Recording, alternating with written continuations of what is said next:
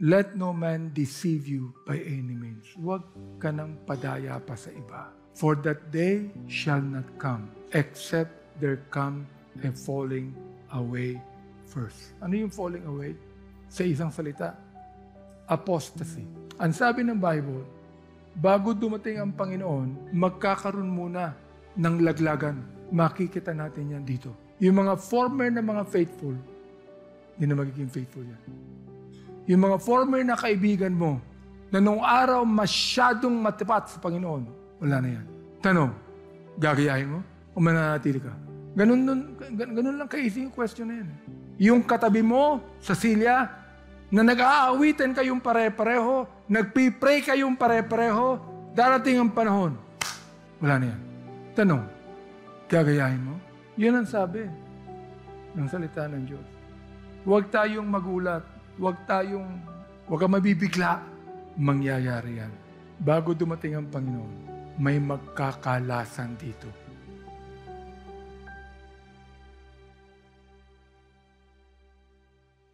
Ang sabi doon sa Matthew 24:35, alam niyo yan, di ba?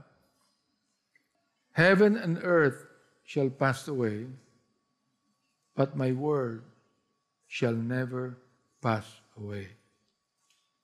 In Luke 4:43, the Lord said, I must preach the kingdom of God to other cities also. Yun ang sabi niya. In Romans 1:16, ang sabi dito, for I am not ashamed of the gospel of Christ, for it is the power of God unto salvation to everyone that believeth. In the book of Jude, isang chapter lang yan, beginning verse number 1. Basahin natin.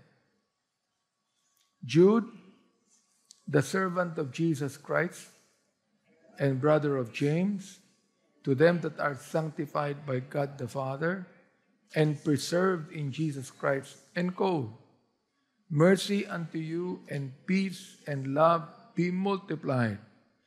Beloved, when I gave all diligence to write unto you of the common salvation, it was needful for me to write unto you and exhort you that ye should earnestly contend for the faith, which was once delivered unto the saints. So anong utos sa atin dito? We should what? Earnestly contend. Ano sa wikang Tagalog yung earnestly contend? Ito yung maigi. Ang sabi ni Jude, I gave all diligence to what? To write unto you. Tulad ng pagpipits ko ngayong gabi, I'm giving all diligence. Why? Because in the first place, I gave this diligence to write this message to you. And therefore, I am giving diligence to preach what I wrote to you. And therefore, you ought to be diligent enough to listen to what I'm going to say. Ano nakalagay? Ipaglaban ng buong sigasig. Ayan. Ipaglaban ng buong sigasig ang inyong marinig ngayong gabi. Yun ang ibig sabihin ng earnestly contending for the faith. Why? Verse 4. For there are certain men crept in unawares who were before of old ordained to this condemnation. Crept in, ha? Ano ibig sabihin ng crept in? Sumama sa atin. Nandito. Crept in eh. Wala sa labas. Nandito. Hindi ko alam kung sino yon. Pero alam ng Panginoon yon. Am I right? Crept in. Ang sabi, certain men, na inordinahan na ng Diyos in this condemnation. Ungodly men, ang tawag. Turning the grace of our God into lasciviousness. and denying the only true Lord God and our Lord Jesus Christ. I will therefore put you in remembrance. Lagay nyo sa inyong pag-alala. Di ba? Though ye once knew this, how that the Lord, having saved the people out of the land of Egypt, afterward destroyed them that believe not. And the angels which kept not their first estate, but left their own habitation, He hath reserved in everlasting chains under darkness unto the judgment of the great day. So can you imagine?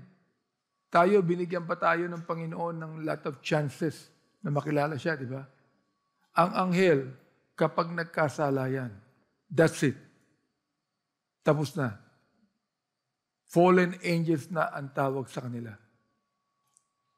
Verse 7, even as Sodom and Gomorrah, and the cities about them in like manner, giving them over to fornication. Ang fornication dito is having sex with what? Strange flesh. Nauuso na ngayon yan. Tama? Nauuso na ngayon. At kung hindi ka anak ng Diyos, yan din ang gagawin mo .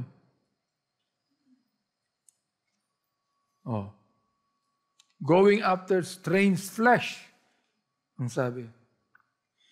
At ang tindi dito, ano ang parusa sa kanila? Suffering the vengeance of what? Eternal fire. Gusto kong makita nyo na ang ating Panginoon ng pag-ibig yan. Pero hindi natutuwa sa kasalanan yan. Hello? Verse 8. Likewise also these filthy dreamers,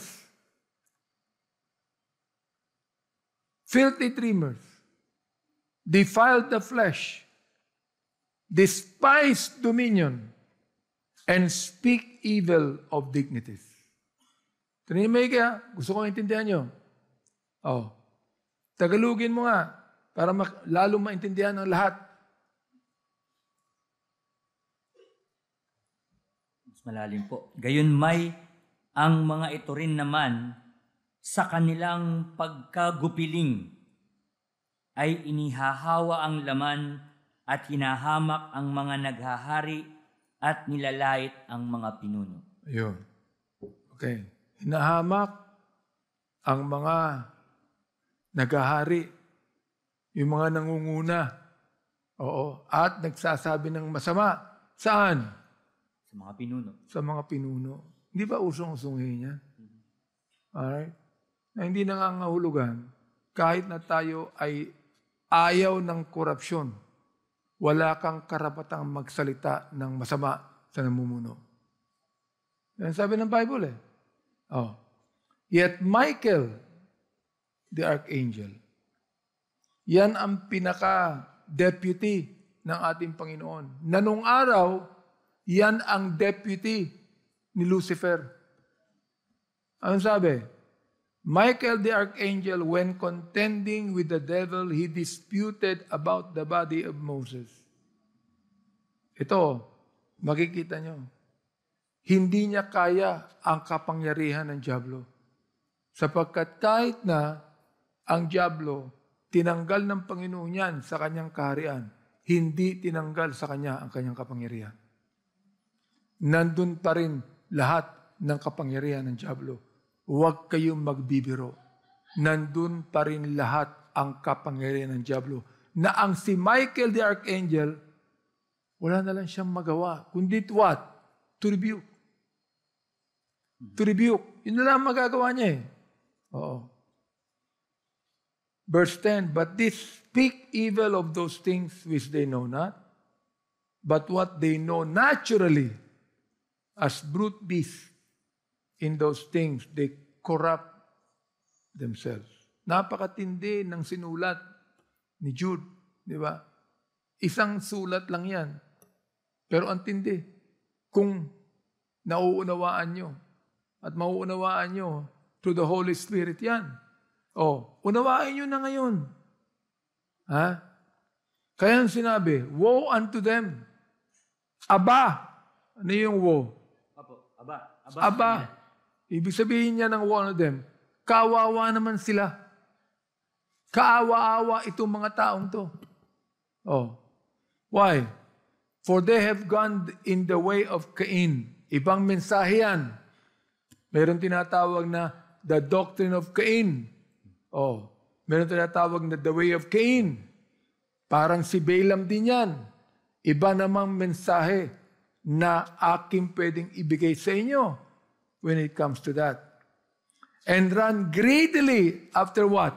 The error of Balaam. Ano yung error of Balaam? Pera.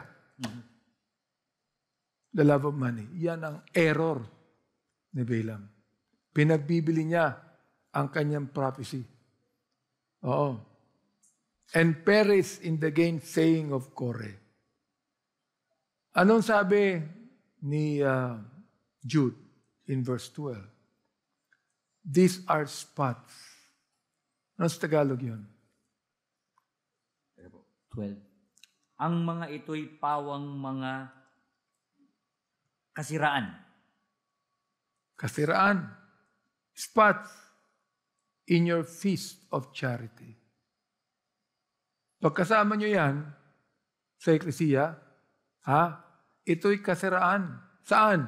Sa ating mga pagmamahal sa bawat isa. Di ba? Kapag sinasabi mo that you love your brother at ikaw ay kasiraan sa kanila, pag-ibig ba yun? Hindi. Alright. So ano pa? Tingnan nyo ang description ni Jude sa mga taong yan. When they feast with you, feeding them without fear, clouds they are without water, carried about of winds, trees whose fruit withereth, without fruit, twice dead, plucked up by the roots. Kapag naintindihan niyo yung mga salitang yon, hindi mo kayang kainin yan. Gusto mong sabihin ko sa'yo? Sa'yo mismo? Hindi mo kayang kainin yan. Napakasama niyan. Alright? Ano pa ang sabi? Raging waves of the sea. Oh. Kailan nagkakaroon ng raging waves of the sea? Pag bagyo. Makikita mo yung dagat, yung alon. Hindi lang waves yon. Raging waves yon. Yun ang ito ang pinag-uusapan dito. Members sa loob na eklesiya. Hindi sa labas. Kaya kayo, maging matino kayo. Sa attitude ninyo. Sa karakter ninyo. Sapagkat kung hindi, wala kang pinagkaiba sa rumaragasa na mga alon sa karagatan. Yan ang ibig sabihin ng raging waves of the sea. Foaming out their own shame. Ano yung foaming? Di ba? Na nakapanood na kayo nung Exorcist, yung nagiging demonic, di ba? Pag demonic yan, ano lumalabas? Bibig niya. Foam. Ganon ang mga chismoso sa loob ng church. Foaming. Hello, mga Marites. Nakikinig ka? Mahirap niyan. Iba sa inyo, kaibigan mo yan, mamaya nagsasalita ka na ng masama dyan. Yun ang ibig sabihin nun. Yeah. Sinasabi ko na sa inyo para makita niyo. Wandering stars.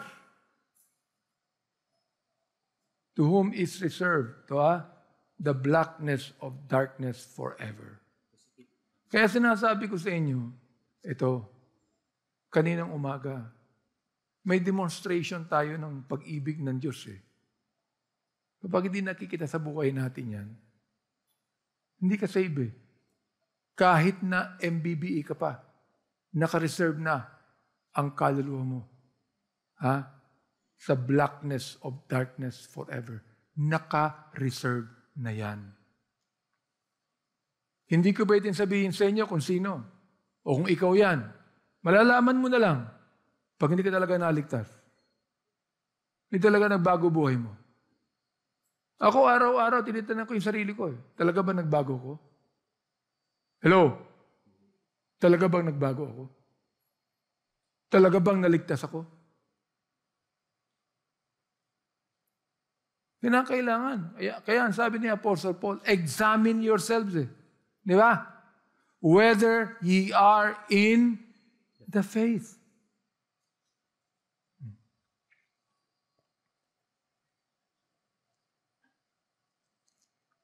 Verse 14, and Enoch also, the seventh from Adam, prophesied this. Nailista niya yan. Natandaan niya. Merong sa Old Testament na the book of Enoch na apocryphal. Hindi ibig sabihin, yun ang binabanggit ni Jude. Pero alam niyo naman, si Enoch, hindi nakaranas ng kamatayan yan. Naunawa niyo? Okay.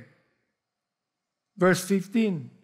To execute judgment upon all, and to convince all that are ungodly among them of all their ungodly deeds which they have ungodly committed, and of all their hard speeches which ungodly sinners have spoken against them. Bilangin mo kung ilang beses binanggit ang ungodly. 4 times in one verse. Bakit sinasabi ko sa inyo ngayon to? Iba na ang panahon ngayon. Naunawa niyo ba? Iba na ang lingwahe ng tao ngayon. Ang lingwahe ng anak ng Diyos, hindi nagbabago yan. Bible pa rin yan. Anong sabi sa verse 16? Sino sila? These are what? Murmurers. Tingnan mo yung sarili mo. Ano pa? Complainers. Tingnan mo rin yung sarili mo. Ano pa? Walking after their own lust. Ano yung lust sa wikang Tagalog? Hindi lang ito lust ng sexual lust. Lahat ng klaseng lust. Pera man yan, fashion man yan, pagkain man yan, may lust yan. Lahat ng klase. Alright? Their mouth speaketh great swelling words, having men's person in admiration because of advantage. But beloved, remember ye the words which were spoken before of the apostles of Jesus Christ, how that they told you there should be mockers in the last time, who should walk after their own ungodly lust. This be they who separate themselves, sensual, having not the Spirit. Pero tayo, na mga tunay na mga ligtas, build up yourselves on your most holy faith. Build up yourself. Kaya meron tayong ganitong mensahe. Amen. Upang i-build up natin ang ating mga sarili. Hindi upang matulog kayo habang nagpipreach ako.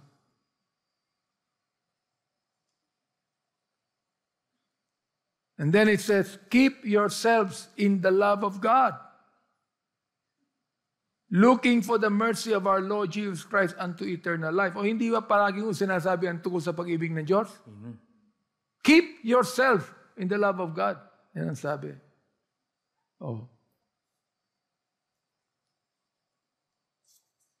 Hindi ko na babasahin pa lahat yan. Alam nyo na yan, basahin nyo na lang. At, sasabihin ko sa inyo to, hindi pa ako nagpipreach. Binabanggit ko lang sa inyo. So, anong gusto nyo? Ituloy ko to? O may bagyo naman umuwi na tayo? Ha?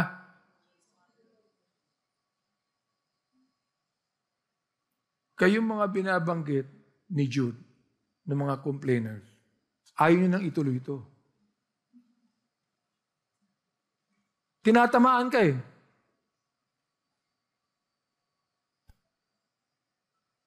Ugali nyo, bulok eh. Tinan nyo sarili nyo. Pero pag dito kayo sa loob ng eklesia, ang gaganda ng ang babait ninyo. Pagkaharap ko, ang babait nyo. Doon kayo sa bahay nyo. Ano ugali mo? Sabihin ko sa inyo ako sumisigaw ako, nagagalit ako, dito man sa loob o sa bahay ko. Walang pagkakaiba yan. Hindi ako naniniwala sa double standard ng buhay. Isa lang ang standard natin. Bible. I need to emphasize this to you. Bakit? Ang dami na nagsasabing Bible believers eh. Di ba? Pumasok ka sa opisina mo. Yung mga ibang mga kilala mo na hindi naniniwala sa Bible, you speak to them about the Bible, they will listen to you.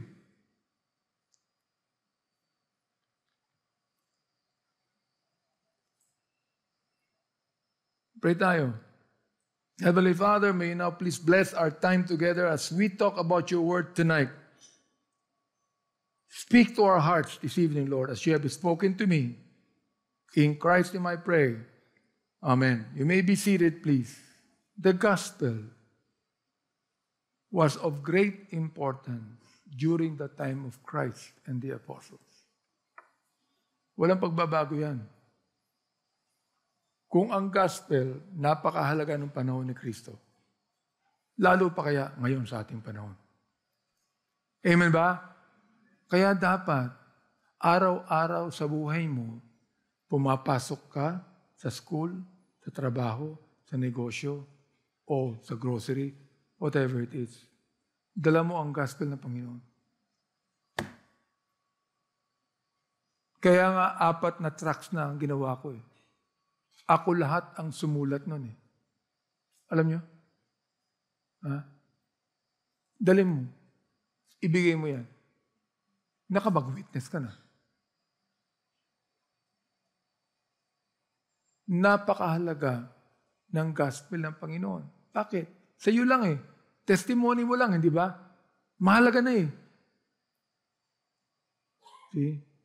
So, it is crucial to understand that being modern and progressive are not the same. Kaya ngayon ang preaching ko ito. How can the Bible and the gospel be relevant to our day and age? Kapag ikaw ba nakipag-usap ka at ginamit mo yung old-fashioned gospel, sinabi mo sa kanila yung pagkakilala mo kay Kristo, relevant ba yun? Ano yung relevant? Appropriate ba yun ngayon sa ating panahon? Katanggap-tanggap ba ng tao yan? Kaya sinasabi ko, ngayon, ibinabago ngayon ng simbahan yan eh. Para maging relevant. Anong ginagawa? Baguhin mo ang Bible translation mo. Para maging relevant ka. Nakikinig ba kayo? Ang gamitin mo hindi na King James, NIV na. O kaya naman, kung gusto mo ng pinakabuluktot na translation, the Message. Yun ang gamitin nyo. Magiging relevant ka. Is that relevancy? No, it's not. Ano pa? Baguhin mo music mo. Huwag na kayong kakanta ng kinakanta pa ng choir. Bago na. At habang kumakanta ang choir, magsayaw na rin kayo dyan. Bakit ako nagpagawa ng robe, choir robe? Para makita nyo na sa ating pagnanambahan, it is proper and decent and godly. Naunawaan niyo ba yan? Sapagkat nung araw, talagang may choir robes. Nung araw, para ano? para maiba ang music na ekisiya sa music ng mundo. Naunawaan niyo ba ako? Nakita niyo ba si Taylor Swift na nagka-choir robe habang kumakanta? Taylor Swift ba yun? Oh, paborito mo? Okay. So, relevant does not always mean following modern ideas. Naunawaan nyo? Baguhin natin lahat to. Ipasok natin ang mundo sa pag-worship natin para lalong dumami ang mga kabataan. Ha? At habang umaawit tayo, umawit na tayo na may tempo. Para may tempo yan, gumamit na tayo ng percussion dyan sa forte. Mag-drums na tayo. Sino ba ang ayaw na, ako gusto ko ng drums eh. Magaling ako mag-drum eh. Oh, si Isaac. Isaac ba yun? Yun ang paborito niya. Drums eh. Kaya delikado to eh. Oh. Ano nagbibigay nun? Beat. Ako, sinasabi ko palagi, bakit? Musical instrument ba ang drums? Hindi. Narinig niyo ako? Hindi! Musical instrument. Ang drums, ginagamit ng mga tribo yan sa Africa. Sino mga taga-Africa dito? Ha? Upang ano? Upang tawagin ang masamang espiritu. Yun ang drums.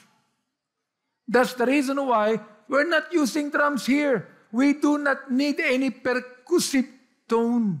We do not need any percussion here. We do not need any beat here. Di ba? Sabihin nyo, bakit itong ibang Bible Baptist mayroon? Wala na akong pakialam sa kanila, pero sa simbahan ko, wala. Hello? Bakit yung kapatid nyo? Wala akong pakialam doon.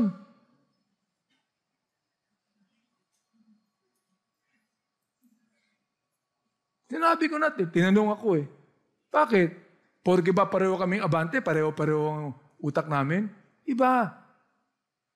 Di ba? Oh, naku, iba pala rito. Pasensya ka, ako naging pastor mo eh. Punta ka ron sa iba. Hindi naman kita pipigilan eh. Di ba? Oh, tinan nyo ha. Sabi ko, although approaches may develop in time. Di ba? In time. May develop in time. Ha? The fundamental message stays the same. Yan ang kinakatuwa ko kay Pastor Dave Cheney. Hindi ka matutuwa pa nagating ka sa simbahan niya ngayon. Hindi mo alam ang mga songs diyan. Hindi mo marirelate ang binabasang scripture diyan. Pero nakikita nyo, ang ginagamit pa rin niya King James. Di ba? Ang mensahe niya pareho pa din. Kapag nagbago na yan si Dave Cheney, sa kanyang pananaw, pag alimbawa, sa tanda niyang yan, pati mukha niya nagbago. Di ba? Naging kamukha na siya ni Justin Bieber. Hindi na makakapag-preach dito yan. So, ito.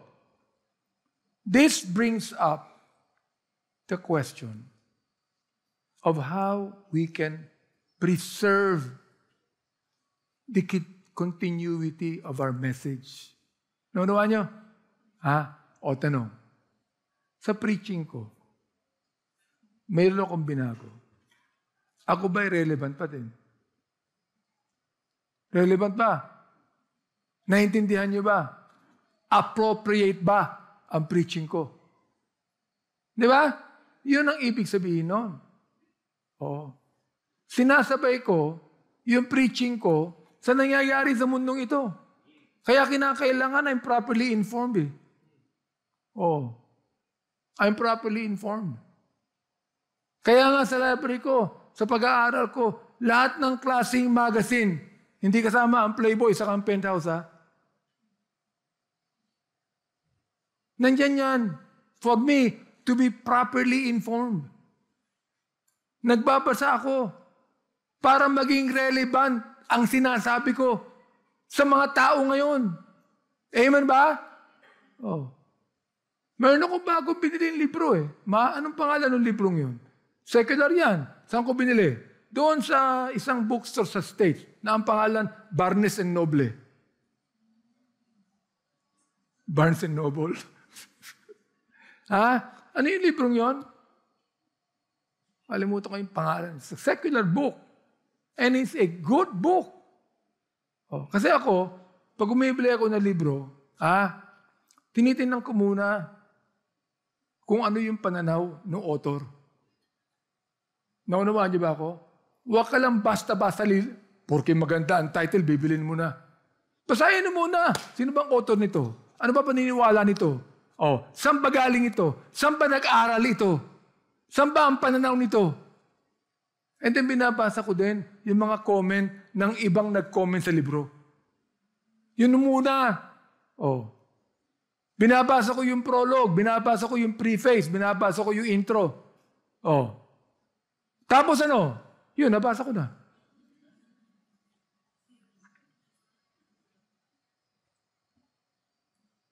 See? So ito So, how do we preserve the continuity? Ang tanong ko ganito If I am preaching right now, kahit na real talk ang sinasabi ko, kahit na mahigpit ang sinasabi ko, relevant ba? Is it according to what is happening today? Amen? Kasi ang Word of God relevant Kahit na yan, sinabi ni Apostle Paul yan nung panahon niya, relevant pa rin ngayon yan kahit na words ni Moses yan, relevant pa rin ngayon yan. It will depend on the one who is preaching to make it more relevant. Hello? Kaya nga, may preacher Di ba? What does the preacher do? Does he speak about his opinion? Does he speak about what he wants to say? No. What the preacher does, it make it more clear what the Word of God said. Hello? Naunawaan nyo?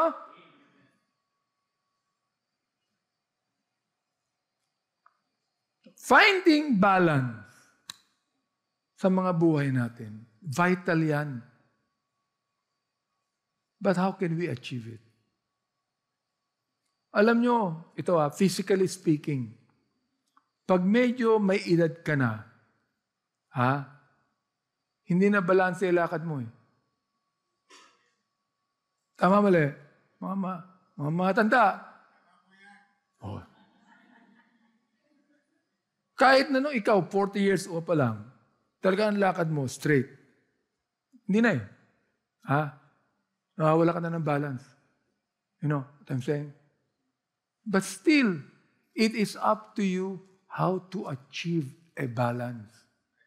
Ngayon, pwede mo namang gawin na, hindi ko na kaya to So gagamit na ako ng wheelchair. Di ba? O gagamit na ako ng cane. Look, ako hindi ko ginagamit yun Why? Because I still can achieve my own balance. You see? Ganon ang pag-aaral ng salita ng Diyos. At pag-aaral kung paano ka magiging relevant sa mga tao ngayon.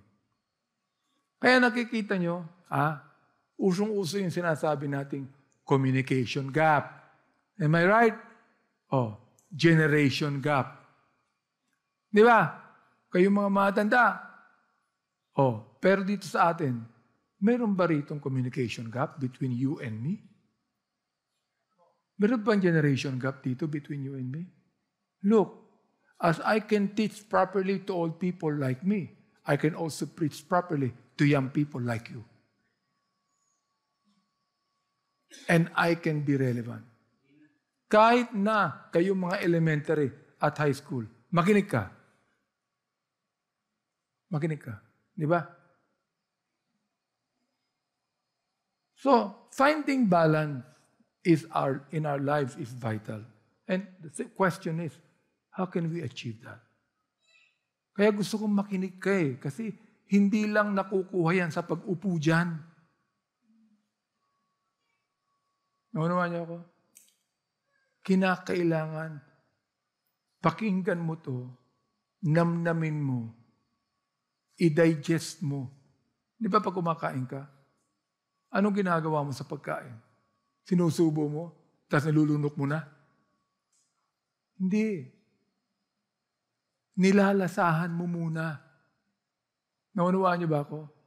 Yung ating dila, hindi yan para mabusog ka, kundi para malasahan mo kung ano yung kinakain mo. Naunawaan niyo ba ako? Yung tiyan ang nagpapabusog, hindi ang dila. Hello? Oh. Now, look centuries ago, when biblical Christianity, I am using the word Christianity now, no?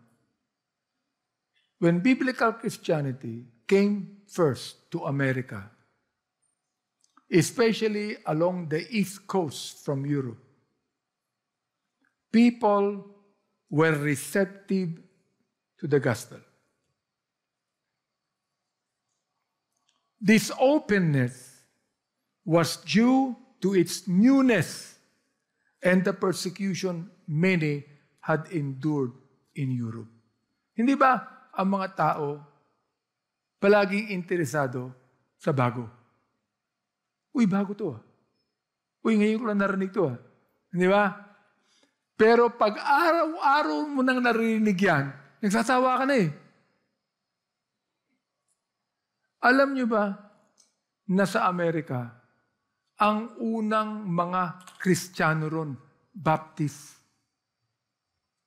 Wala kang makikitang hindi Baptist dun.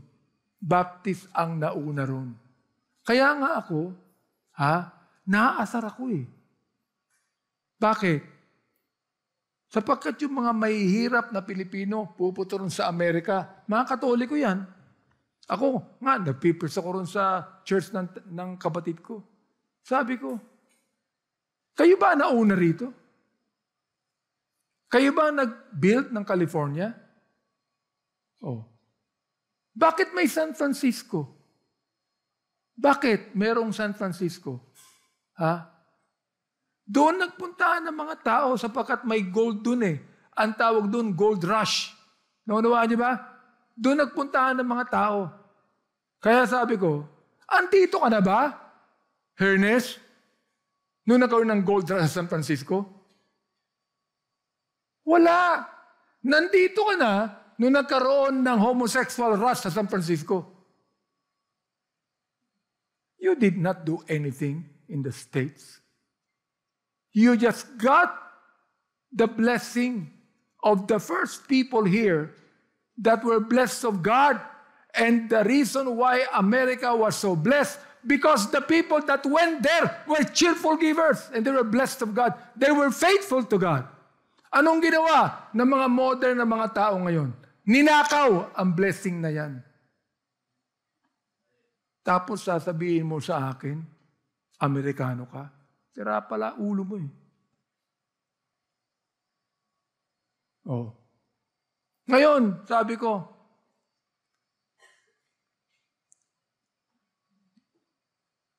magse-celebrate ka ng Thanksgiving. Ngayon, November. Di ba? Thanksgiving. Ano alam mo sa Thanksgiving? Turkey. Yun lang alam mo eh. Oh. Ano ba ang significance ng turkey sa Thanksgiving? Ano ang significance? When the first Thanksgiving happened in America, in the East Coast, there was no animal there but turkeys. Turkey ang paboritong animal ng mga Indiano. Hindi Indiano sa India. ng mga Indian. Ha? Native Americans ang tawag. Oh. Oh, ito. Okay. Nagte-Thanksgiving ka pag November? Bakit? Anong dahilan? Ang dapat mag-Thanksgiving, yung mga una nagpunta ron. Hello? Tama ba ako mali? I'm referring to history. Sabi ko nga sa kanila, huwag niyo kong lalabanan sa history ng Amerika. Mayroon akong 16 volumes ng American history. Diyan sa library. Tinan niyo. Binasa ko yan. Alam ko yan. Pupunta-punta ka ng American, hindi mo alam kung sino si Franklin, Benjamin Franklin. Pupunta-punta ka ng American, hindi mo alam kung sinong unang pinakamayaman dyan. Tinanong ko ang Pilipino, punta ng Amerika, kilala mo ba ang unang Pangulo ng Amerika? Sabi niya, hindi ba si Abraham Lincoln? Hindi. Si Bill Clinton. See? I mean, you want to be in a country where you will know the people. Know the people first. Am I right? Oh.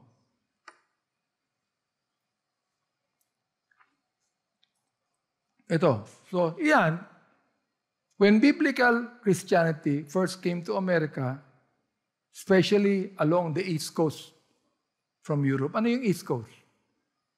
Mula Vermont hanggang Florida.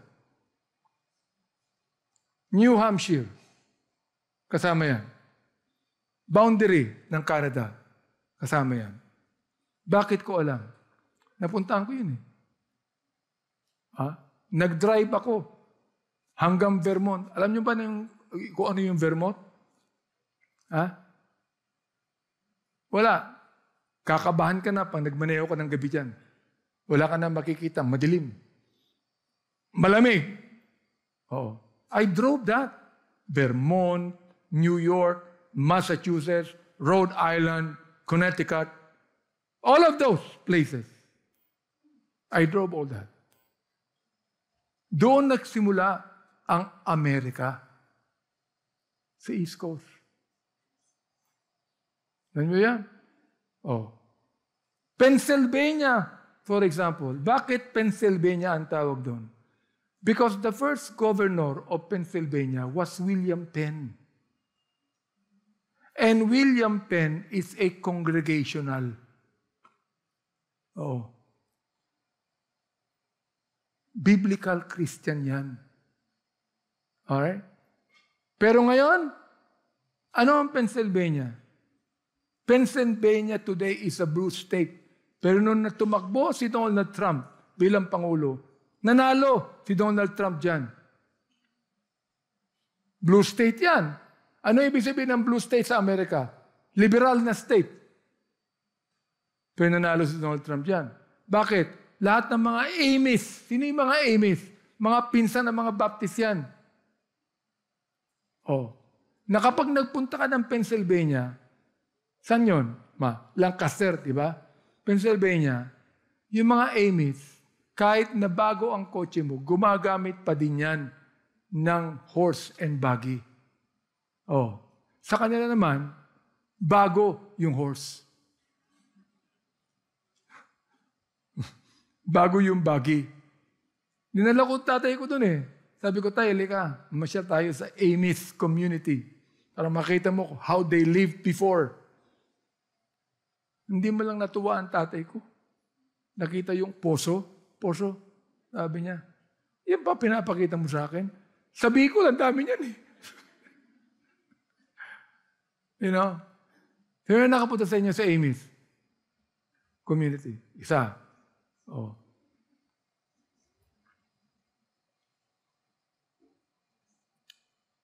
During that time, people were receptive to the gospel. Sabi ko nga sa inyo, bakit? Bago eh. Di ba? Oh, bago to. Oh, ngayon lang namin narinig ito. So they were receptive to the gospel. Okay. At ito ang nag-inspire ng kanilang migration to what they called as what? The New World. America was the New World during that time. Pero yung New World na yan, nandun lang yan sa East Coast. Alright? Now what happened? They spread the gospel with great enthusiasm. Galing sila sa Europe. Why? Because they were persecuted in Europe. They left Europe to find a country where they will freely preach the gospel. They did not primarily go to the States to live. They primarily went to the States. To what? To preach the gospel of Jesus Christ. Ngayon ba, nagpupuntahan ba ang mga Pilipino sa Amerika to preach the gospel?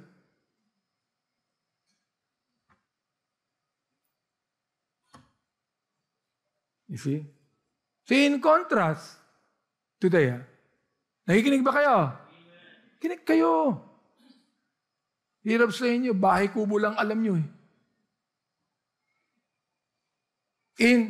In contrast, today, America has grown more secular. Mamaya mauunawaan yung ibig sabihin niyan. Why? Marked by a conscious rejection of what?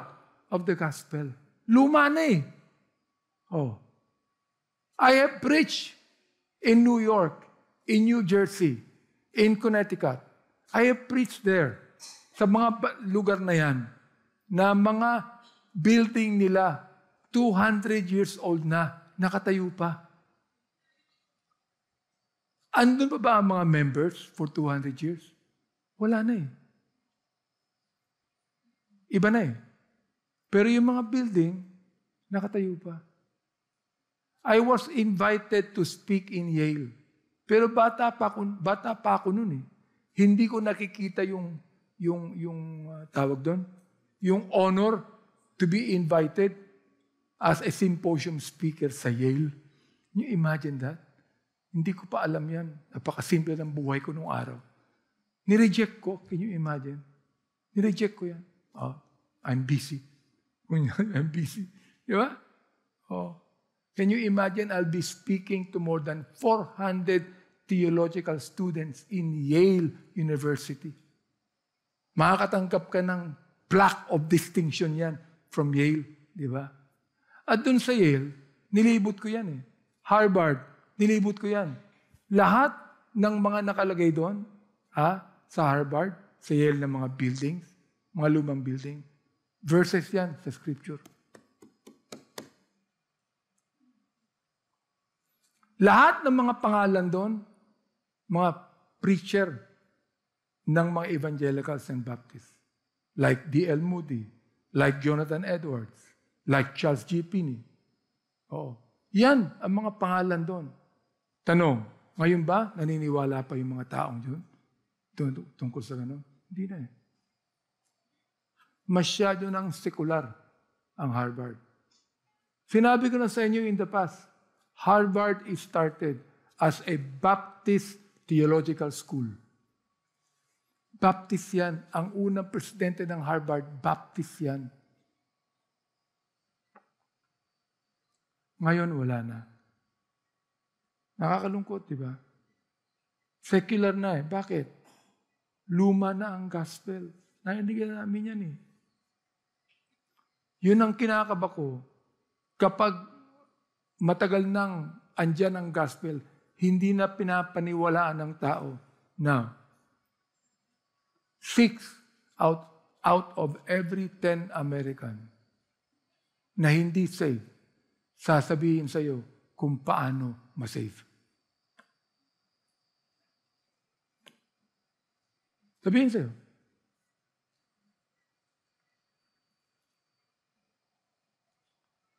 In fact, meron pa nga ako napapanood na pelikula eh. Kagabi, nanood ako dahil because of this sickness I have.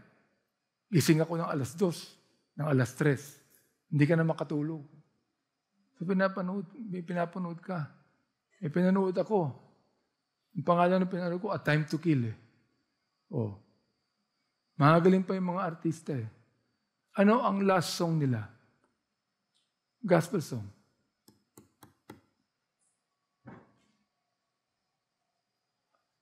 Ano ang pinaka-building na kanila nilirespeto?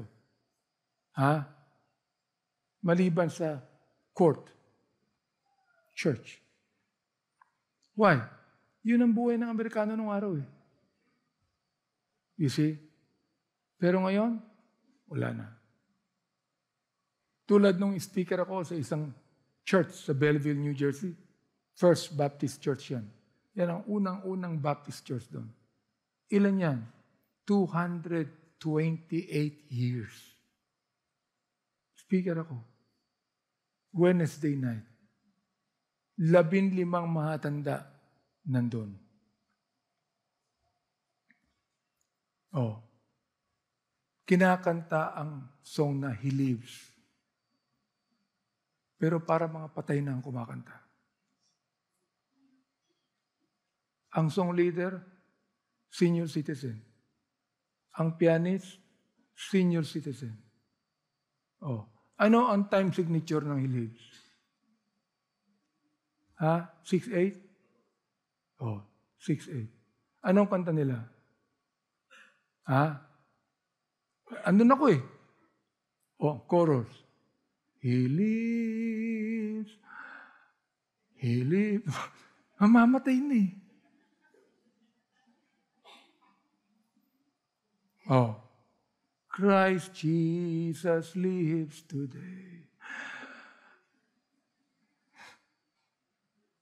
Tinanong ko, where are you? All old people here.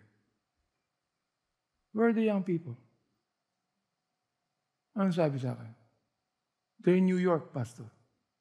What are they doing in New York? They're in the bars, in the pub houses, enjoying their companies, gambling, smoking drugs, dancing.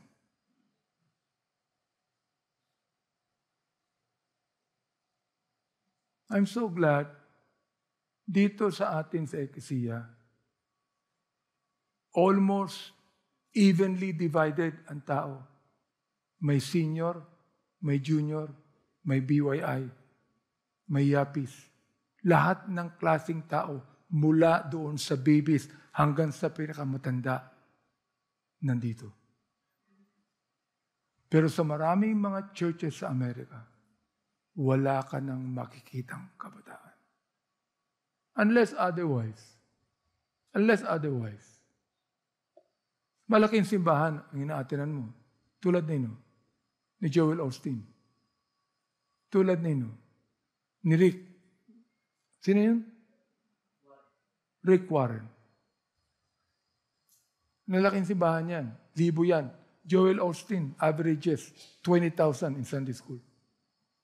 Pero gusto kong sabihin sa inyo, yung church na pinapastora ni Joel Osteen, dating Baptist church yan. Yung tatay niya is a Southern Baptist pastor. Oh. Naapektuhan ng healing. Kaya naging, ang tawag doon? Bapticostal. Baptist Pentecostal. Ngayon, ano na? Si Joel Osteen. Rick Warren used to be a leader of the Southern Baptist Convention in the States. Ang laki ng church niyan. Today, he accepts homosexuals as members of the church. Andy. Ano pangalan Andy? Ha? Oh. Kasi ang alam kong si Andy Bonifacio. Oh. Andy Stanley. You know who Andy Stanley is? The son of Charles Stanley. While Charles Stanley is a conservative preacher, his own son Andy split his church and started a modern church that says there's nothing wrong to be an LGBTQ. Now, you ask the question, why? Di ba? Why? Tinuruan to, bata pa ito, tinuruan na ng tama ito. Bakit ganon? Anong tawag doon? Relevancy. They want to be relevant. But their being relevant is on the side of wrong relevancy. Yun ang gusto kong malaman nyo. Kaya alam nyo, minsan nagpunta ako sa Amerika. Many years back, it was my first time to go to the States. Speaker ako sa isang malaking church sa California, San Jose. Nandoon ang mga Pilipino. Sa iba't ibang mga churches yan. Hindi nag-attend sa mga churches nila para ako'y marinig lang mag-preach. More than 100 Filipinos. Halos lahat yan, kaibigan ko, barkada ko yan. Nagpuntahan doon. Para lang narinig namin, ikaw ang preacher. Merong Lord's Supper. Anong sabi ko? I will not join the Lord's Supper. Bakit? Close communion tayo. Di ba? Only those who are members in good standing can join the Lord's Supper. Alam niyo ba yan? Tatlo ang communion Open, closed, and closed. Closed tayo. Huwag niyo kailimutan CLOSED tayo. Ibig sabihin, members yan ng MBBE. In what? In closed, in good standing with the Ecclesia and with the Lord. Hindi basta-basta member makaka-join dyan. May Lord's Supper doon. Ang Lord's Supper doon, closed, CLOSED. Ibig sabihin na CLOSED, lahat, basta't baptist ka. Kasama ka. Basta't baptist ka, kasama ka. Whether it be backslided ka o hindi, basta't baptist, kasama ka dyan. Anong sabi ng mga Pilipino ron? Kami mag-join kami. Sabi ko, ba't mag-join kayo? Iba naman ang pinanggalingan yung simbahan sa Pilipinas. When you are in America, you should now do what the Americans do. Ganon? Is that being relevant? No, that is being wrong. Hello? Pupunta ka sa Amerika, magiging member ka sa ganong klaseng church? Kaya nga, yung mga member natin nag-abroad, ano sinasabi ko? Magtayo ka ng MBBE dyan. Iba Tulad yan ng anak kong si Rich. Pastor, wala kang makikitang MBBE dito. Walang simbahan dito na katulad ng MBBE. Yung asawa niya ngayon, ano nangyari? Sumobra naman. Nag-Reform Baptist naman. Anong Reform Baptist? Gumagamit ng red wine sa Lord's Supper. No? Sumama tayo? Red wine too. Yung isang Pentecostal church, ang ginagamit na Lord's Supper, Coca-Cola Walang makuhang unleavened bread. Anong ginagamit nila Lord's Supper? Na bread? Skyflakes. Biro mo, imported pa. See? Alam ko lahat yan Hello? Di ba? Para kipa na magiging pastor ako ng MPP na hindi ko alam. Tama? Kayo, inosente na, ignorante pa, pupunta kayo sa Amerika, mag-aating kayo ng Bible Baptist Church. Bible Baptist to.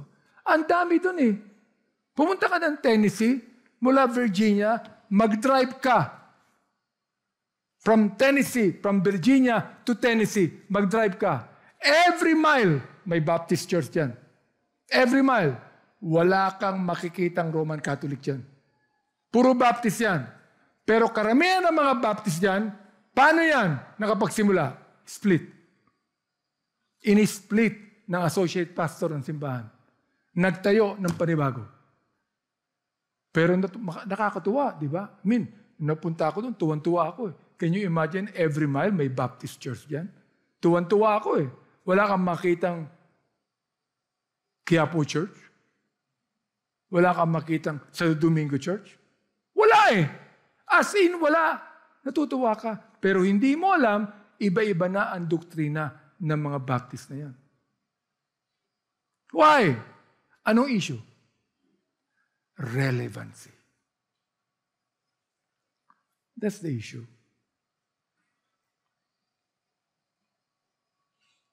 Kaya ang tanong ko, what has caused the change? Bakit nagbago?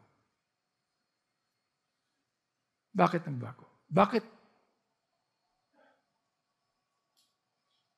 Sabi ko kaninang umaga sa inyo, I have preached to more than 300 churches in America.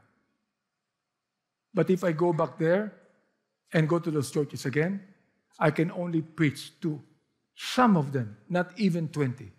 Why? Because they have changed. They have totally changed. Nag-preach ako sa isang church sa Long Island. Alam niyo yung Long Island? New York. Nag-preach ako nung araw dyan. Welcome na welcome ako nung araw dyan. But when I was invited again to preach, pagpasok ko sa loob, hindi ko alam ang kinakanta nila eh. Gospel rock eh. Sino ang song leader? May gitara. Haba ng buhok. Alright. Ang suot niya, yung suot ng Matrix. Ha? Trend coat. Trend coat ba tawag doon? Trends coat ang tawag. Yan. Nag-play siya, no? Ay, parang nightclub na yung simbahan, eh. Diba? Sabi ko, no, kaya magiging preaching ko dito. Right there and then, I changed my preaching. Tumayo ako dyan. Sabi ko sa kanila, this is my last preaching in this church. Do you know why? Because you will not invite me anymore. Tinira ko sila. Kumanta muna ako ng mga old songs. Diba? Higher Ground at Calvary. Yun ang kinanta ko. Alam niyo yung mga mahatanda, nag-iiyakan sila. After the service, they came to me and said, Pastor, we don't hear those songs anymore. You were the first speaker here that sang those songs again.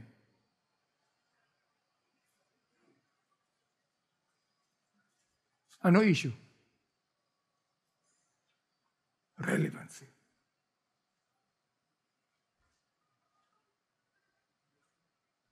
Alagay ko yung may mga utak na secular dito. Kapag halimbawa mayroon ditong young men na nagpastor, wala na ako ha. Halimbawa si Fog nagpastor, abante yan eh. Oh. Pero siyang song leader, umagin na narito. Hindi, abante yan. Tatanggapin nyo eh. Bakit? Tatanggapin nyo. Iba sa inyo. Tatanggapin nyo yan. Hindi kayo, tawag doon, hindi kayo dikit sa doktrina ng Panginoon.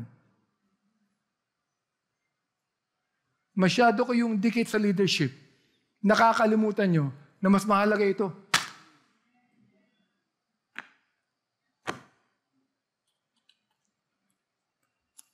So what has caused the change? Number one, because of secularism. What is secularism? While secularism might not be a problem in the realm of human governance. Okay, unawaan nyo? It is not a problem in the realm of human governance. It's used by a Christian church, by a biblical ecclesia like this, concerning its belief and faith raises concerns. Matindi yan. Oh. Why? Secularism, by its very nature, means aligning one's actions, lifestyle, ambitions, motivations with worldly standards and viewpoints. Kaya nasasabi ko sa inyo, kapag nagbago ang leadership dito at binago pati ang music, for example, like kung si Dan Paul ngayon, dahilan sa nandito pa ako, kung maglaro yan, talaga namang higher ground yan. Oh. Nung bago na, lower ground na ang nilalaro. Nagsasayaw na rin siya, gumaganon na. Bakit? Style niya yun eh. See? Yun ang relevancy. Oh. When you begin to align one's actions, lifestyles, ambitions, motivations with worldly standards. Bakit ko alam na ang iba sa inyo susunod sa ganun? Bakit? Ngayon lang mahigpit na ako. Kayo mga babae, nagsusuot pa na miniskirt eh. Hello? Pambira. Nagpapakuha pa kayo ng picture sa Facebook eh. Sexy ang suot mo eh. Ano yun? Spiritual ba yan? O worldly standard yan? O tahimik kayo ngayon?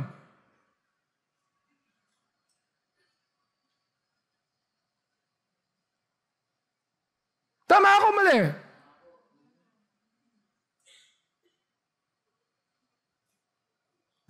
Itong apo ko, sinasabihan ko magpagupit ang tigas ng ulo eh. Makita po kung ganyan pa rin ang buhok mo next week, pati tatay mo, kakalbuhin ko. Hindi ka na makakapunta kahit sa ungpin. Can you imagine, gumastos ako ng pera, makapramakonta lahat sa Amerika to? Ayaw pang bumili ng sombrero. Samantala, binibili ko ng sombrero dahil nanalo yung Dodgers eh. Di ba? Bakit? Mahal na mahal yung buhok niya eh. Yan ang klase ng mga tao kapag nawala ang fundamental pastor na ito at ang nagbago dito, iniba lahat. Susunod yan. Tanong, susunod ka?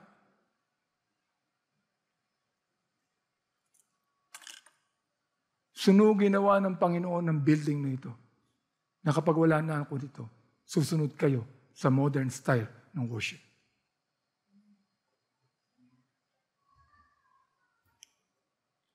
Mira. Sabi ko nga sa inyo, ang higpit-higpit ko na dito. Makakakita ka pa ng mga member natin na naka-mini skirt yan. Lalaki pa. Kakadiri.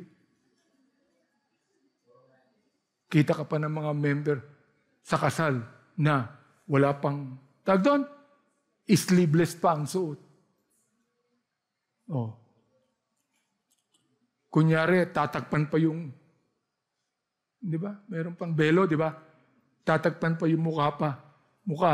Kitang-kita naman yung paka-sleeveless ng damit. Thing is this, folks. We are not following worldly standards. Hello? Wedding. Kaya nabigyan na ako ng instruction. Kukuha ka ng unsaved, nakukuha ng picture. Siyempre, unsaved yan. Lahat ng klase ng unsaved na movement, gagawin yan. Hindi ka pa kasal, nagyayakapan na kayo.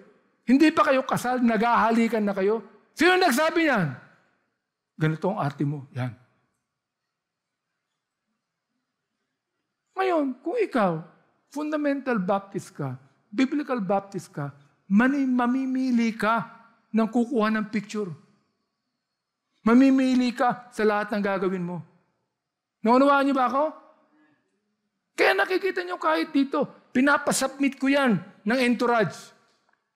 Lahat yan. Para makita ko. Ayaw kong makita sa entourage mo, kahit ka mag-anak mo yan, na backslidden dito. Kung gusto mo siya pumunta dito, ako, hindi pupunta. Sino mas mahalaga? Hindi kaartihan to. Prinsipyo ito. Di ba? Tama ba ako? Para kay pa naging pastor ako dito. Oh. Yan ang ibig sabihin ng secularism. The word study system indicates that a believer's link to liberalism and secularism becomes evident when they stray from the teachings of the Word of God. Nakikita yan kapag humihiwalay ka na sa pagtuturo ng salita ng Diyos. Pag humihiwalay ka na. When you begin to overlook its values. Di ba? Principles and truths. And turn to worldly desires for satisfaction and joy. Ngayon, palagay niyo kaya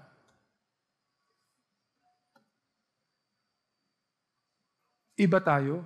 Hindi, pare-pareho tayo. Pare-pareho tayong gago kung hindi sa biyaya ng Panginoon. Naunawaan niyo ba ako? Akala niyo ba, mas moderno kayo kaya sa akin? Mas moderno ako. Kaya ko, may pera ako. Pero ba't yung ginagawa? Hindi sapagkat nandyan kayo, kundi sapagkat nakilala ko ang Panginoon sa buhay ko. At naniniwala ako na binago niya ako. Naunawaan niyo ba yan? Yun ang ibig sabihin nun.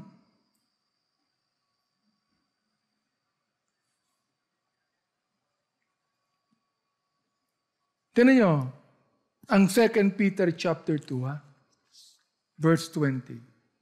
Ito, matindi rin itong sinabi rito. Pakinggan niyo. For if after they have escaped the pollutions of the world through the knowledge of the Lord and Savior Jesus Christ. Nasakasan mo na yan. Ligtas ka na eh. Nakilala mo na ang Panginoon eh. Hindi na ganun ang buhay mo, di ba? Oh, they are again entangled therein and overcome. Again, entangled therein and overcome. The latter end is worse with them than what? Than the beginning. Tagalogin mo nga para lalo nyo maintindihan kung wala kayong Holy Spirit.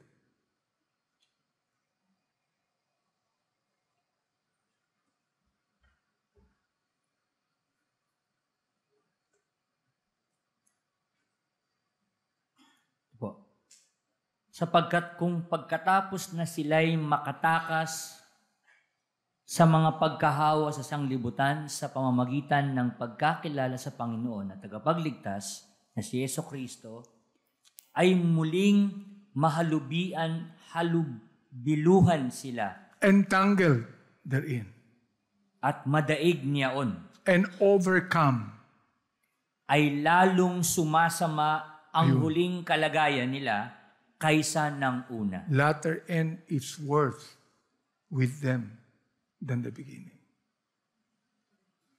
Tanong, mayroon na ba nangyari niyan dito? Dami na. Marami nang hindi kaya ang preaching na ganito. Marami nang umalis. Pag mo nang tanungin kung bakit, umalis eh. Ano magagawa ko? Ayaw paniwalaan ng prinsipyo ng salita ng Diyos eh. Hindi mo pwedeng pilitin ang tao sa ayaw niya. Hello? Tama mali? Ngayon, tinuloy natin Ang sabi ni Apostle Peter, mas mabuti pa raw, for it had been better for them not to have known the way of righteousness. Mas mabuti pa na hindi na nila nakilala ang katotohanan. Please lang. Sana hindi mo na nakilala. Ang sabi, di ba? Then after they have known it, to turn from the holy commandment delivered unto them.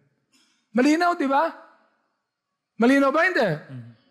Tanong nagbigay ng example si Peter. Kaninong galing yung example? Kay Solomon. Sa Book of Proverbs. Anong example? It is happened unto them according to the true proverb. The dog is turned to his own vomit again. And the sow, baboy, that was washed to her wallowing in the mire. Ngayon, lilinawin ko ibig sabihin yan. Wala daw pinagkaiba yan sa isang aso, kumain, nabusog, nagutom, sumuka, binalikan ang suka, kinain ulit.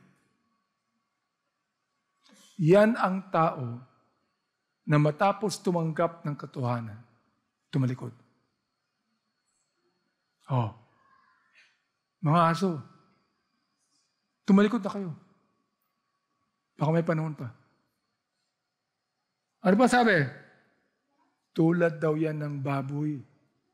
Na pagkatapos mong linisin, babalik uli sa pinanggalingan niyang putik.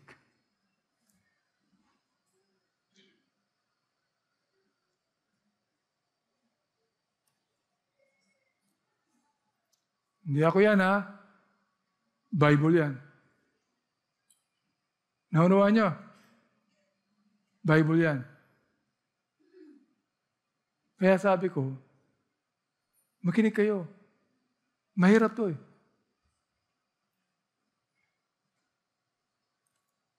Kala nyo, madali lang tingnan yung tao na faithful nung araw. Nag-gospel class nung araw. Nagka-choir nung araw. Ngayon, saan mo makikita? Sa mundo.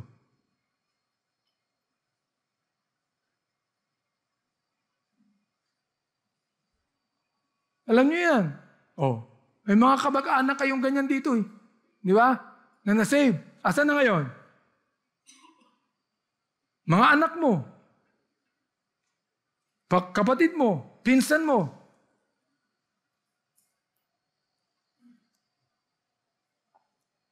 Ako, meron ako mga pinsan.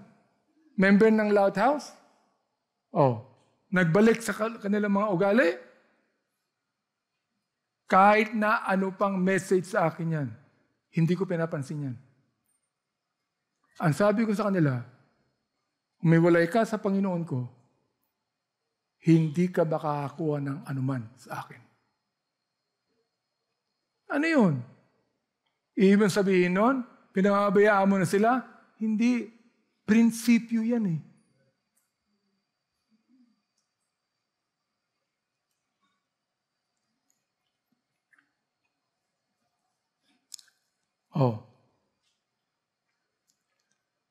I view this as a significant trait of the last days. Ano ibig sabihin nun? Ito ang isa sa ebidensya ng mga huling araw. Alright. Are we living in the last days now? Are we? Are we?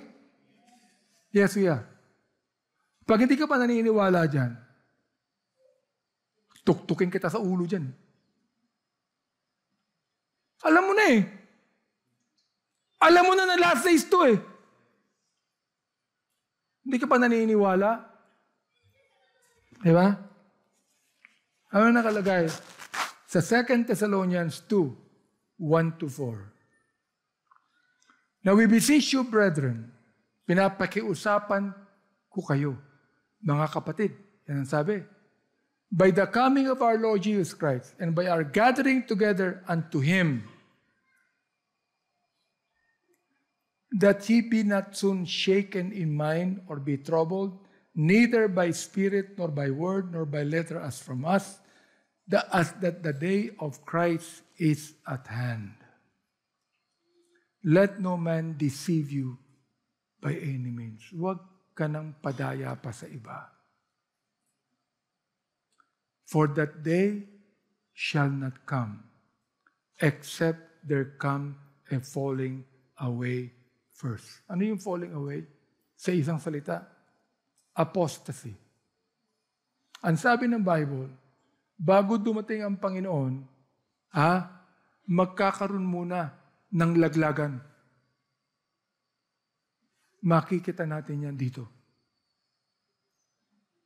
Yung mga former na mga faithful, hindi na magiging faithful yan.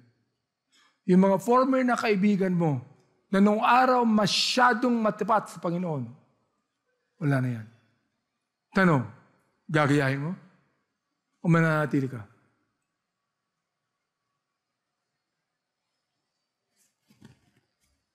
Ganun lang ka-easy yung question na yan.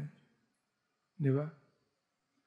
Yung mga former na kasama mo sa SOS, yung katabi mo sa silya,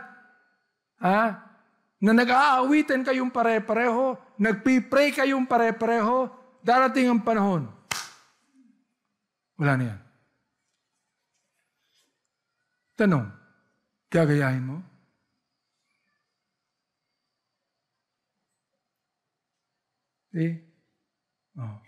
Yun ang sabi ng salita ng Diyos. Huwag tayong magulat. Huwag tayong magulumihanan, sabi dito. Huwag kang mabibigla. Mangyayari yan.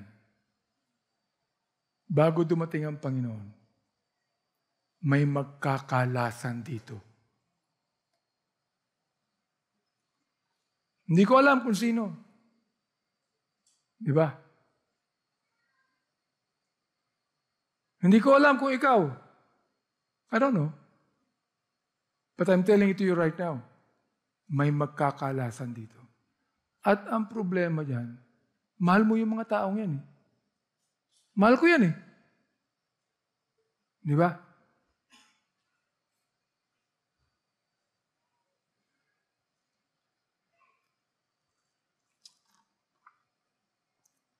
Yan sinasabi kong signaling a time of apostasy. The commercialization of the gospel has resulted in a professionalization of pastoral roles, leading to pastors functioning as hired professionals and churches resembling like corporate organizations. Yan ang pinipigilan natin. Sinasabi ko sa mga pastor, while we believe that the ministry is a vocation, yet we must handle the ministry with professionalism, but not hired professionals whose only concern is what? Money.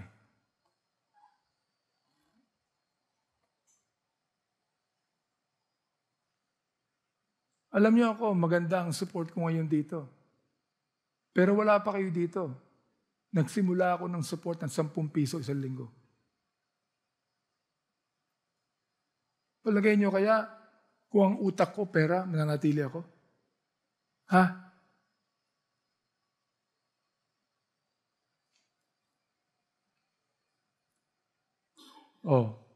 Could this transformation, ang tanong ko, be a factor in the decline of evangelism in Europe? Tanong yan, Alright. Which was the most evangelized continent, but it's now compared to an untouched wilderness regarding the gospel. Have you been in Europe? Pag ako nagpupunta sa iba't ibang bansa, ang tinitingnan ko, hindi ang tao, kundi ang development ng kanilang spirituality. I have been to Switzerland, Netherlands, Belgium, Paris, London. Lahat napuntahan ko na yan. Na nung araw, evangelize yan. Nung araw, pag may revival meeting sa London, sarado lahat ng mga businesses dyan, pati ang mga nightclub, sarado yan. Ngayon, wala na silang pakialam sa revival. Katulad din natin dito.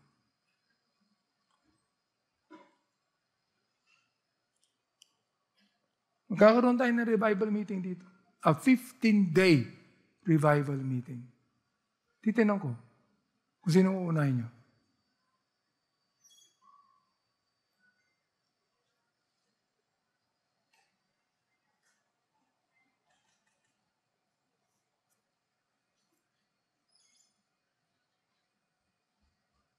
Ito tayo nakakalungkot, di ba? You go to Europe, anywhere you want to go. Wala nang revival. Wala nang witness ng gospel. Totally dead. Nasaan ang mga Baptist churches? Nandoon sa mga bundok. Humihiwalay na. Bakit? Kasi natatakot sila na kapag bumabasa sa mga city yan, magagaya sila sa mga city churches.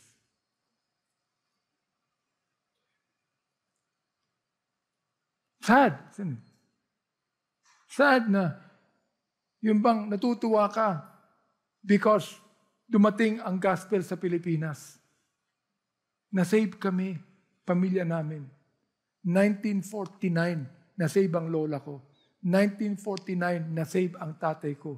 1954, na-save ang nanay ko. 1958, na-save ako. 1968, binigay ko ang buhay ko sa Panginoon. Hanggang ngayon, nagpipis ako ng gospel. Nakakatuwa na makita na yung revival mula sa Jerusalem, nagpunta ng Europe, from Europe, nagpunta ng Amerika, from Amerika, nagpunta ng Pilipinas. Pero, pagkatapos pumunta sa ibang lugar, nawala ang revival sa mga lugar na yan. Kaya alam nyo, ako, gusto ko mag-abroad. Pero ang pinupuntahan ko, yung dinaanan ng gospel tulad ng Turkey. Sa ating conference, ang preaching ko is the 7 ecclesia in the book of Revelation. I-display ko lahat yan, ang binili ko sa Turkey. Yung 7 places kung saan nagkaroon ng 7 ecclesia. Nakakalungkot. Bakit? Kasi nakikita mo, tourist spot na lang sabihin pa ng tourist, yung tag doon, tourist guide natin. That is the original floor of the church in Thyatira. Ako naman, malulungkot ka Wala na Nais niyo ba na dumating ang panahon? Magiging tourist spot na tong MBBE? Wala na kayo? Yung tourist spot, meron siya, yung tourist meron siya mga dalang mga turista ng mga Baptist sa iba't ibang lugar. Ano sinasabi? This is the pulpit of Pastor Benny Abante that used to preach the Word of God. Now it's no more. Gusto niyo ba yan?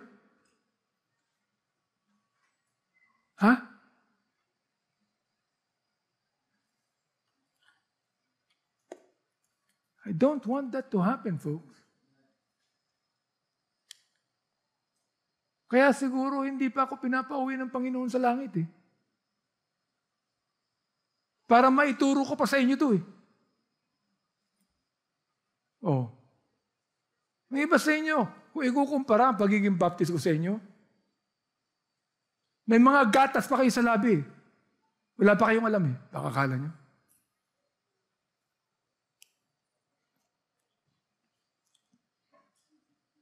Nakakalungkot, di ba? Sabihin sa akin, dito po nilibing si Apostle Paul. Sa loob-loob po, ano ngayon? Tapos, dito din ang libingan ni Virgin Mary. So anong ginagawa ng mga Katoliko? Nag-iiwan ngayon ng mga prayer dun.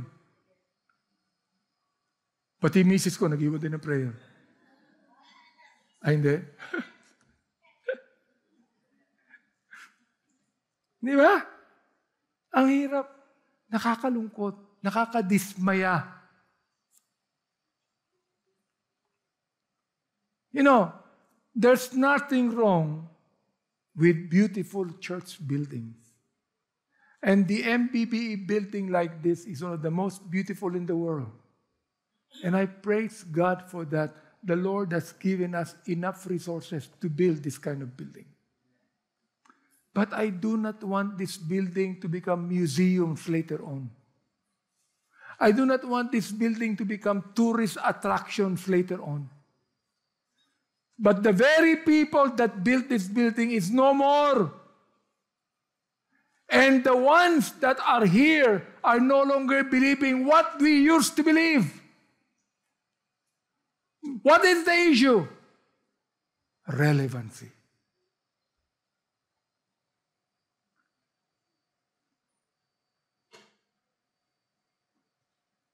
There's nothing wrong with beautiful church building, well-structured ministries. Tayo, well-structured ang ministries natin dito. Mula doon sa pinakabata hanggang sa pinakamatanda yan, meron tayong ministry dyan. Maayos lahat dito. Transparent lahat tayo dito. Wala kang masasabi dito sa organization na ito. You know what I'm saying? Ako mismo ang nag-design ng building na yan. May architect yan. Ako nagsabi sa kanya kung ano gagawin mo dyan. Wala kang makikita ritong wasted corners. Lahat ng corner dito, merong pagkakalagyan ng gawain ng Panginoon yan. Tama? Ito ang merong pinakamagandang restroom sa lahat ng mga simbahan sa buong Pilipinas. Ito ang pinakamaayos lahat ng air conditioning, lahat ng music ministry.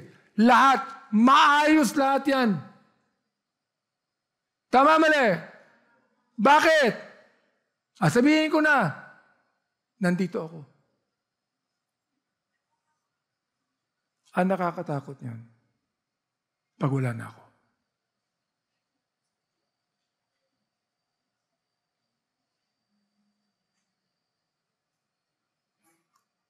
The Bible recognizes the magnificence and complexity of the temple built by Solomon for God. Ganda niyan. A design that was inspired by divine guidance. It was God that designed the building. It was God that told Solomon what is to be placed there. The stones, the gold, the sizes, everything was designed by God. Thus, it is completely fitting for the believers to offer their best for God. Yung best natin ang kailangan dito. Hindi yung ganda ng building namin, no? Ganda ng music namin. Ang mahal ng piano namin. Lahat maayos yan. Ito ang tanong, anong ginagawa mo sa gawain ng Panginoon? Ano?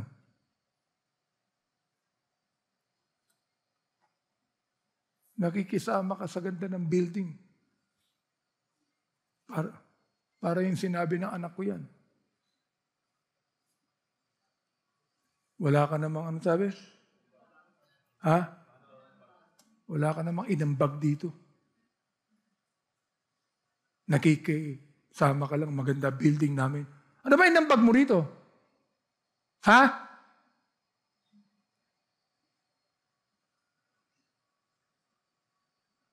Hindi natin pinag-uusapan dito yung perang binigay mo. Ang pinag-uusapan natin dito, naglilingkod ka ba sa Panginoon? Ha?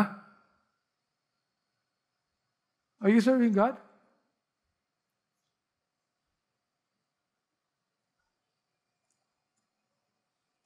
Kaya, a major concern, sinabi ko, a major concern arises when what?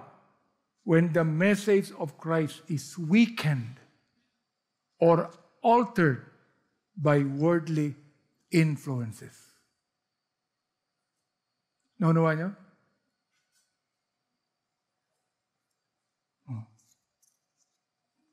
Hindi ko nakatapusin to. Bagyo eh. Okay. I hope na nakita mo yung ilang bagay na dapat nyo makita. Di ba? Naintindihan mo ang salita ng Diyos. Yun ang gusto ko. Naunawaan mo. Kasi pangit, kung mapipis lang ako dito, kung ano-ano sasabihin ko dito, andiyan ka nakaupo dyan, wala ka naman naintindihan. Anong pinagkaiba mo, Celia? Wala. Tanungin mo nga yung Celia, may naunawaan ka ba? Ay kung balikan ka, ikaw, may naunawaan ka. My goodness. Ang iba sa inyo, mukha kayong matalino. Pero bobo kayo. Huwag tayong maging bobo sa salita ng Diyos. Matalino ka, sekular. Magaling ka sa kurso mo. Aba, may Holy Spirit ka eh. Hindi ba? Hindi lang ako.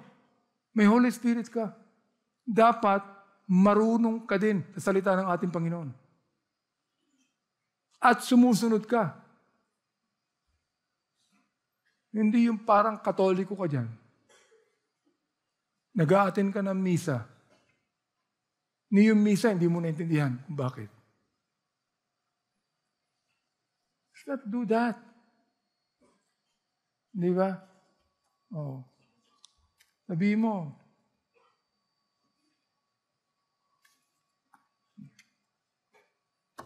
salamat ka, Pastor, nag-a-attend pa ako dito. Hindi kita kailangan dito, uy. Akala mo. Kailangan mo ang Panginoon dito. Tama mali. At ang pinag-uusapan dito, hindi ako eh. Panginoon ang pinag-uusapan dito. Salita ng Diyos ang pinag-uusapan dito. Pag alis mo dito, hindi mo na pag-uusapan yan eh. Di ba? Uwi ka na eh. Wala ka nang pinakaiba sa mga apo ko. Pag alis dito niyan, tinan mo, nakatulog yung dalawa. Pag alis dito niyan, anong gagawin ng isa? Logo. Ay, Lego. See? Itaas mo, anak. Yan. Ilang mo nga, yan. Lego ang hawak niya. Bible ba ang hawak niya? Lego ang hawak niyan. Kalimutan mo na eh. Sana, after this, reviewin mo uli ito. At tingnan mo ang sarili mo. Ganito ba ako? Talaga bang niligtas ako ng Panginoon? Hindi. Ang iba sa inyo, uuwi kayo. Imbis na pag-usapan niyo ang salita ng Diyos, mag-aaway pa kayo mag-asawa.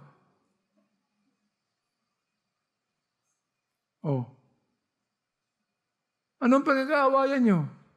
Honey, nagluto ka na ba? Sabi nung honey mo, pare-pareho tayo na simbahan, nagluto na.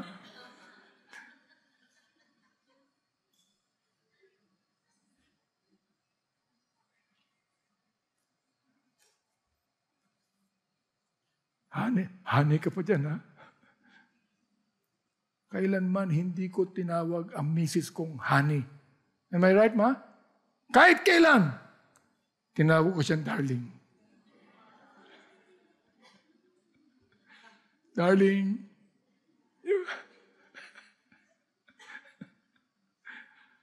Sabihin niya naman, pakito raw ako eh.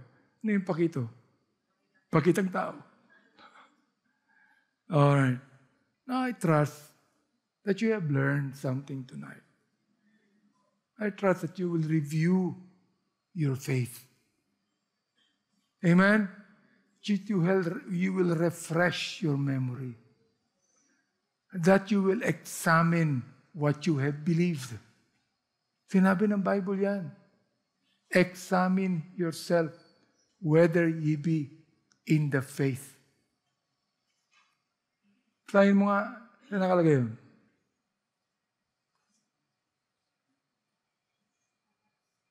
Saan yun? Corinthians ba yun? Saan? Examine yourself. 2 Corinthians 13 verse 5, examine yourselves whether ye be in the faith, prove your own selves, know ye not your own selves how that Jesus Christ is in you, except ye be what? Reprobates. Reprobates. Alam niyo ba kung anong reprobates sa modern language? Rejected. Refused. Kaya the Lord is telling us to examine ourselves. You might be listening to me right now, but you are a refuse, a reject, a reprobate. Sayang. Sayang.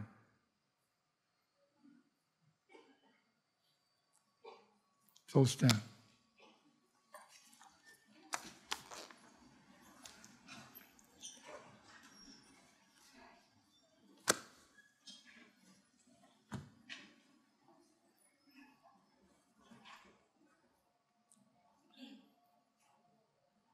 Heavenly Father, we're just so thankful, Lord, that you taught us something very important from your word. For us to hear and examine our lives. Lord, you know, na wala po akong ibang pagnanais kundi makita po ang inyong mga anak na matapat na naglilingkod sa inyo. Alam po namin, Panginoon, na walang kwenta po ang aming pagpunta dito kung hindi kami matututo ng inyong salita. O sa lahat ng aming kongregasyon, ng aming care station, sana po nakinig sila. Sapagkat hindi ko naman sila nakikita eh. Kayo po nakakaalam ng puso ng bawat isa. Meron kami mga bagong mga mananampalataya dito eh. Bago. Ngayon pa lamang nagsisimula. Meron mga tagal na.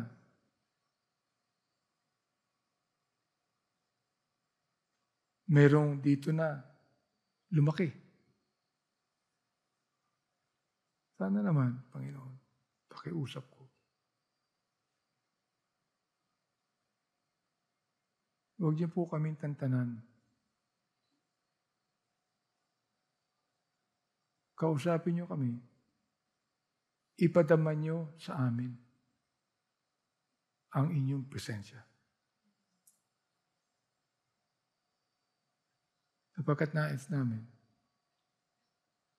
pag dumating kayo, at kawakasan na po ng buhay namin sa lupang ito, ay makaharap po namin kayo ng maayos. Na pwede niyong sabihin sa amin, Panginoon, well done, my good and faithful servant. Enter thou into the joy of your Lord. Yun po ang nais kong mangyari sa aming lahat.